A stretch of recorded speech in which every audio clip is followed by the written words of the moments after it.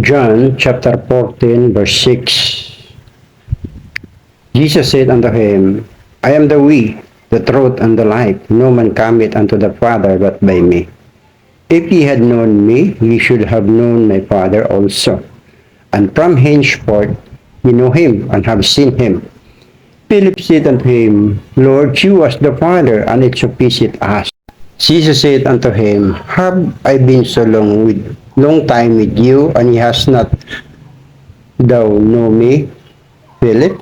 He that hath seen me hath seen the Father. And how seest thou then, shew us the Father? Believest thou not I am in the Father, and the Father in me? The word that I speak unto you, I speak not of myself, but the Father that dwelleth in me, he doeth the works.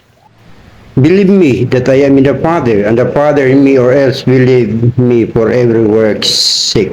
Amen.